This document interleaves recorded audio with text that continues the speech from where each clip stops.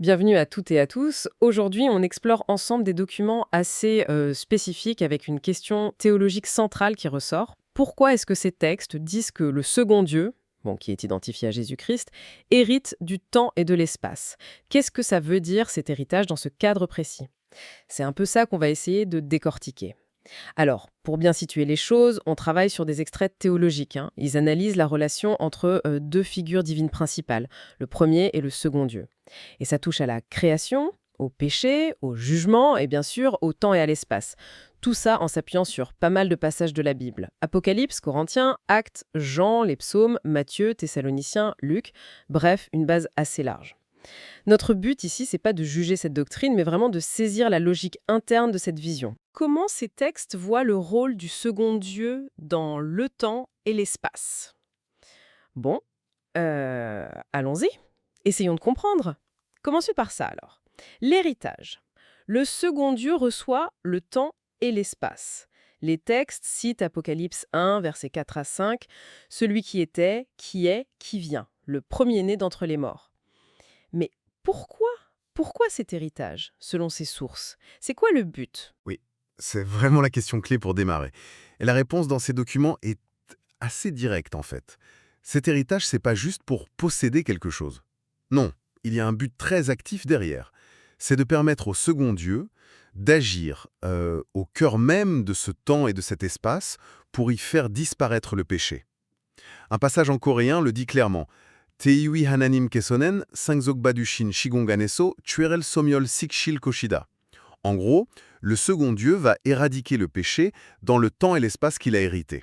Donc l'héritage est directement lié à une mission de purification. D'accord. Donc, hériter du temps et de l'espace, ce serait accepter une mission, presque un fardeau peut-être, celui d'affronter le péché et de l'éliminer.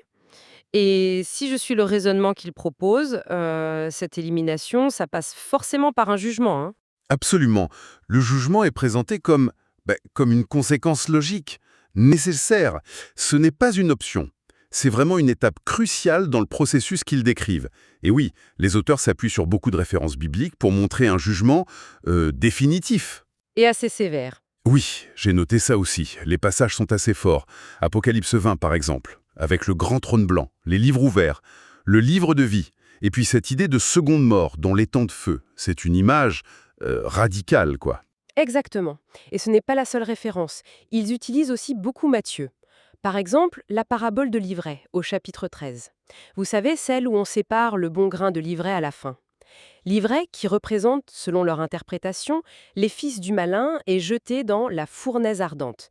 C'est utilisé pour souligner cette séparation finale, ce côté décisif du jugement. Il y a aussi Matthieu 25, le jugement des nations, non? Avec les brebis et les boucs. Et là encore, on parle d'un feu éternel préparé pour le diable et ses anges. Toujours cette idée de séparation et de conséquences graves. Tout à fait. Et la liste continue dans les sources qu'on a. On trouve 2 Thessaloniciens 1. Ça parle de punition éternelle, d'être loin de la face du Seigneur pour ceux qui n'oublient pas l'Évangile. Il y a Luc 12 aussi. Craignez celui qui a le pouvoir de jeter dans la géhenne. Même un psaume, le psaume 7, est cité pour montrer Dieu comme un juste juge qui prépare ses instruments de mort. Clairement, l'accumulation de ces versets vise à marteler l'idée de la réalité, de la sévérité de ce jugement à venir tel qu'ils le conçoivent. Oui, l'insistance est très nette. Et comment ils font le lien spécifiquement entre ce pouvoir de juger et le second Dieu, le Fils? Pour ça, ils se tournent vers l'évangile de Jean, surtout Jean chapitre 5. Il cite le verset 22. « Le Père ne juge personne, mais il a remis tout jugement au Fils. » Et le verset 27 ajoute que le Père lui a donné le pouvoir de juger parce qu'il est Fils de l'homme. Donc, dans cette lecture, l'autorité pour le jugement final est clairement déléguée au second Dieu. C'est lui qui préside. D'accord. Et la conséquence, alors, si on refuse cette autorité, si on rejette le Fils, d'après ces textes? Allah s'est présenté comme très grave. Jean 3, verset 36 est mis en avant. Celui qui croit au Fils a la vie éternelle, celui qui ne croit pas au Fils ne verra point la vie, mais la colère de Dieu demeure sur lui. Il y a aussi le psaume 2, verset 12. Embrassez le Fils, de peur qu'il ne s'irrite. Le raisonnement derrière, tel qu'on le perçoit dans les documents, c'est que rejeter le second Dieu, c'est pas juste rejeter une figure religieuse, c'est en quelque sorte rejeter le fondement même de sa propre existence dans le temps et l'espace. Parce que, et ça c'est une affirmation très forte qu'on trouve, Shigonganan cheiwi hananimul vie changjo de hatku jonsok pat kurita. Le temps et l'espace ont été créés pour le second Dieu et sont maintenus pour lui. Donc, refuser le Fils, dans cette optique, c'est se couper de la raison d'être de la réalité qu'on connaît. Waouh! Oui, cette idée que le temps et l'espace existent pour lui, c'est puissant. Ça donne une dimension énorme à son rôle. Mais ça nous amène à un autre point qui m'a semblé complexe, voire paradoxal. On dit que le second Dieu est divin, égal au premier dans l'éternité, mais que là, dans ce temps et cet espace hérité, il est aussi décrit comme une créature, soumise au premier Dieu. Comment ils expliquent cette tension? Un passage dit « Sigongan anese, cheivi anonim kesonen, piyomullo keshige, cheivi anonim keso bokchong ashinda ». Dans le temps et l'espace, le second Dieu existe en tant que créature, donc il obéit au premier Dieu. Cheiwi anonim kesonen, changjorul wansong ashilte kajiman, piyomullo keshinda. Il n'est créature que jusqu'à l'achèvement de la création. Comment ça tient ensemble? Oui, c'est un des points théologiques les plus fins et intéressants du lot. Et ce qui est fascinant, c'est comment ils utilisent un passage bien précis de Paul pour ça. C'est dans 1 Corinthiens 15, les versets 24 à 28, Paul y décrit la fin des temps. Quand Christ, après avoir détruit toutes les puissances ennemies, y compris la mort, eh bien il remettra le royaume à Dieu le Père. Et là, le texte dit explicitement « Quand toutes choses lui auront été soumises, alors le Fils lui-même sera soumis à celui qui lui a soumis toutes choses, afin que Dieu soit tout en tous. » Les documents insistent beaucoup sur le fait que cette soumission du Fils, là, elle est temporelle et fonctionnelle. C'est lié à sa mission précise dans la création, dans le temps et l'espace hérité. Ce n'est pas une infériorité de nature ou éternelle. C'est une position qu'il adopte pour accomplir l'œuvre. D'accord. Donc si je suis bien, cette soumission, c'est pas qu'il est moins divin, c'est plutôt qu'il accepte un rôle spécifique dans le temps pour mener à bien sa mission de purification. C'est exactement ça. Et pour bien marquer la différence, les textes opposent fortement cette soumission dans le temps à une égalité et même une soumission mutuelle qui existerait dans l'éternité, hors du temps et de l'espace. Un autre extrait dit « Korona hangsang yongwanesa, chediwa ananimgwa, chedui ananim kesonen, imi soro ege purkchonkrajigo kashunda ».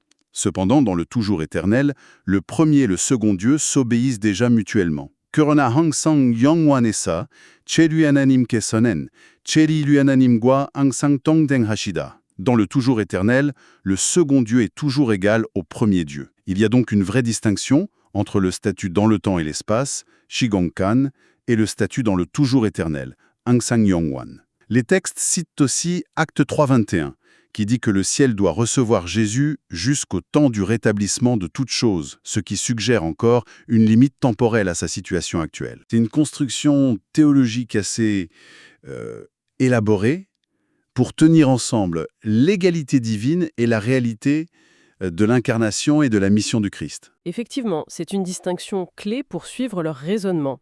Égalité éternelle, mais soumission fonctionnelle et temporaire. D'accord. Et alors c'est quoi le mécanisme central, l'acte clé par lequel le second Dieu accomplit cette mission d'éliminer le péché, de perfectionner les choses? D'après ses écrits, ils insistent beaucoup sur un événement, la croix. Comment ils décrivent son rôle? Une phrase clé dit « J'ai deuxième fispe hananim kesson, pijomori tueshoso, shibjegarel chishinda ». Le second Dieu devient une créature et porte la croix. J'ai 12e fispe hananim keson, shibjegarel tonge pijomori dere, chayue dulu wanson hashinda. À travers la croix, le second Dieu perfectionne le libre arbitre des créatures. Comment la croix fait ça? Oui, la croix est présentée comme le pivot, le point central de toute la mission du second Dieu dans le temps et l'espace. D'après ces textes, elle fait plusieurs choses liées entre elles. D'abord, c'est la preuve ultime, la manifestation la plus forte de l'amour de Dieu pour ses créatures. Une source dit « Adelkasanon shiptiagarul tonge, hananime sarangul tingbion hasoso ». Le Fils par la croix prouve l'amour de Dieu. Cet amour prouvé, c'est fondamental. Ensuite, cet acte d'amour, ce sacrifice, aurait le pouvoir de parfaire le libre arbitre des créatures. L'idée, c'est un peu que, face à cet amour absolu, en choisissant librement de l'accepter, les créatures alignent leur volonté sur celle de Dieu. C'est pas une contrainte, hein, c'est une transformation intérieure que la croix rend possible. Et c'est ce libre arbitre, perfectionné, achevé, qui, logiquement dans ces textes, mène à l'élimination du péché. Si la volonté est parfaitement alignée sur l'amour divin, le péché n'a plus sa place. Ah d'accord. Donc la croix ne fait pas qu'effacer le péché passé, elle transforme la volonté pour l'avenir. La rend capable de ne plus pécher. C'est l'idée qui est avancée, oui, et la conséquence directe, c'est l'élimination des suites du péché. Hmm. La mort, la souffrance. La création peut alors arriver à son but, à son achèvement. Comme le dit une autre phrase, « Quand le libre arbitre des créatures est perfectionné, le péché est éradiqué du temps et de l'espace. La création est achevée. » Et là, on boucle la boucle. On revient à notre question de départ. Pourquoi le second Dieu hérite du temps et de l'espace? La réponse explicite des documents, c'est pour éradiquer le péché du temps et de l'espace par la croix que le second Dieu hérite du temps et de l'espace. L'héritage est donc lié spécifiquement aux besoins de l'incarnation et du sacrifice sur la croix. C'est le moyen choisi pour purifier la création. Le temps et l'espace sont la scène nécessaire pour que cet acte ait lieu. C'est une connexion très, très directe qui est faite là, très forte. Parlons de la fin alors, l'état final qui résulte de tout ça. Une fois le péché est parti, le libre arbitre parfait, que décrivent les sources, elles. Elle parle des nouveaux cieux et la nouvelle terre. Elle cite Apocalypse 21, « Dieu avec les hommes, il habitera avec eux, il essuiera toute larme, la mort ne sera plus, ni deuil, ni cri, ni douleur. Voici, je fais toutes choses nouvelles. » Comment ils interprètent ça plus précisément? Alors, l'interprétation spécifique qu'on trouve dans un des textes, c'est d'associer cette vision d'Apocalypse 21 au royaume millénaire, le règne de 1000 ans d'Apocalypse 20. La source dit « Imalsemon, seanel setang, selmiun hashinan malzomida. Nalen seanel setangel, chanyon wangukuro bonda. » Ce passage, Apocalypse 21, décrit les nouveaux cieux et la nouvelle terre. Je vois les nouveaux cieux et la nouvelle terre comme étant le royaume millénaire. C'est une lecture eschatologique particulière. Le texte reconnaît bien qu'il y aura une dernière révolte de Satan après les 1000 ans, comme dans l'Apocalypse 20. Mais l'auteur insiste sur le fait que l'essentiel est déjà accompli à ce stade. La vérité des commandements, l'amour et la justice de Dieu prouvés par la croix, et surtout le libre arbitre des anges et des saints, perfectionné et éprouvé. Tout ça est vu comme acquis pendant ce millénium.